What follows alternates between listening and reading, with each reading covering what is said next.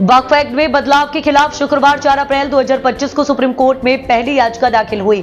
कांग्रेस सांसद मोहम्मद जावेद ने वक्फ संशोधन बिल 2025 को चुनौती दी। लोकसभा से पारित होने के बाद गुरुवार को राज्यसभा में भी बिल पास हो गया। ओबीसी को आबादी के हिसाब से आरक्षण देने वाली याचिका पर मध्य प्रदेश सरकार के रवैये पर उच्च न्यायालय ने कड़ी नाराजगी जाहिर की। चीफ जस्टिस सुरेश कुमार कैथ और जस्टिस विवेक जैन की खंडपीठ में हुई सुनवाई के दौरान राज्य सरकार को 2 हफ्ते में जवाब देने के निर्देश दिए हैं। भारतीय सिनेमा में अपनी देशभक्ति फिल्मों के कारण भारत कुमार के नाम से जाने जाने वाले मनोज कुमार अब इस दुनिया में नहीं रहे। उन्होंने 87 साल की उम्र में कोकिलाबेन धीरूभाई अंबानी अस्पताल में अपने जीवन की अंतिम सांस ली। उनके निधन के बाद से ही बॉलीवुड से लेकर राजनीतिक जगत में शोक की लहर दौड़ गई है। बागेश्वर धाम के पीठाधीश्वर धीरेन्द्र कृष्ण शास्त्री ने ऐलान किया है कि सनातनियों को एकजुट करने के लिए गांव-गांव घर-घर जोड़ो सनातन अभियान चलाया जाएगा। इसमें लोगों को कट्टर हिंदू बनाया जाएगा। वहीं अब इस अभियान को लेकर सियासत तेज हो गई है। कांग्रेस ने धीरेन्द्र शास्त्री पर हमला बोला।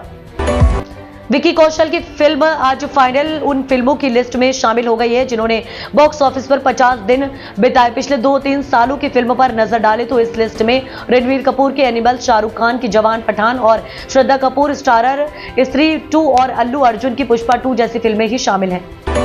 बहुचर्चित वक्फ बिल गुरुवार देर रात संसद में पारित हो गया है। बिम्स्टेक सम्मेलन में भाग लेने के लिए विदेश दौरे पर गए प्रधानमंत्री नरेंद्र मोदी ने शुक्रवार को वक्फ संशोधन बिल के संसद में पारित होने को ऐतिहासिक लम्हा बताया। पीएम ने कहा कि इस बिल का पारित होना हमारे देश में सामाजिक, आर्थिक न्याय, पारदर्शिता और समावेशी विकास के लिए एक महत्वपूर्ण क्षण है। थाईलैंड और श्रीलंका की यात्रा पर गए प्रधानमंत्री मोदी ने कहा कि ये कानून विशेष रूप से उन लोगों की मदद करेगा जो लंबे समय से हाशिए पर हैं। कई तरीके से उन लोगों को आवाज उठाने और बराबरी करने के अवसर से वंचित रखा गया है। ट्रंप के टैरिफ से बचा हाहाकार, मंडराया मंदी का खतरा। एक ही दिन में $2 ट्रिलियन की संपत्ति स्वाहा। अमेरिकी राष्ट्रपति डोनाल्ड ट्रंप के जवाबी टैरिफ वाली नीति ने वैश्विक अर्थव्यवस्था में हलचल मचा दी है। इस नीति के तहत विदेशी आयात पर भारी भरकम शुल्क लगाए गए हैं, जिसके चलते अमेरिकी शेयर बाजार में भारी गिरावट देखी गई। गुरुवार को वॉल स्ट्रीट पर एक ही दिन में S&P 500 कंपनियों के शेयरों में से $2.4 ट्रिलियन की संपत्ति साफ हो गई। विशेषज्ञों का मानना है कि यह नीति न केवल अमेरिकी अर्थव्यवस्था को बल्कि वैश्विक व्यापार व्यवस्था को मंदी की ओर धकेल सकती है। मध्य प्रदेश के सरकारी कर्मचारियों के लिए एक बड़ी खबर। प्रदेश सरकार कर्मचारियों को प्रदेश का मूल आधार स्तंभ बताते हुए उनका बराबर ध्यान रखने की बात कही है। सीएम मोहन यादव ने ट्वीट किया, ऐसे में प्रदेश के मूल आधार स्तंभ अधिकारी या कर्मचारियों के पुराने भत्तों की राशि बढ़ाने का जो बड़ा निर्णय था, हमने इसी बजट में इस दिशा में कार्य किया और लगभग 1500 करोड़ साल का व्यय भार हम पर बढ़ेगा। लेकिन कुशल वित्तीय प्रबंधन के बल पर हम सभी क्षेत्रों में कार्यरत अपने कर्मचारियों का बराबर ध्यान रखेंगे। 1 लाख छोड़िए, अब 55,000 पर आएगा गोल्ड, 45% सस्ता होगा सोना।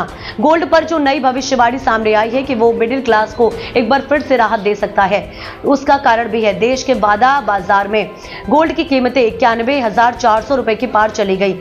वहीं दूसरी ओर देश की राजधानी दिल्ली में गोल्ड की कीमतें 94,000 के लेवल को पार चली गई। दोनों जगहों पर सोने की कीमतें रिकॉर्ड लेवल पर हैं। हिमाचल में स्पेशल वार्ड में मुफ्त इलाज बंद, सिर्फ सामान्य वार्ड में मिलेगी सुविधा। आउटडोर मरीजों के फ्री टेस्ट हो सकते हैं बंद। हिमाचल प्रदेश के सरकारी अस्पतालों के स्पेशल वार्ड में भर्ती होकर इलाज कराने वाले मरीजों की मुफ्त इलाज की सुविधा बंद कर दी गई है। 1 अप्रैल से ऐसे मरीजों को मुफ्त इलाज नहीं दिया जाएगा। स्वास्थ्य सचिव ने इसे लेकर आदेश जारी कर दिए हैं। वहीं सरकारी अस्पतालों में आउटडोर पेशेंट के रोजाना किए जाने वाले मुफ्त टेस्ट भी बंद करने की तैयारी है। हालांकि इसे लेकर अभी फैसला होना बाकी है।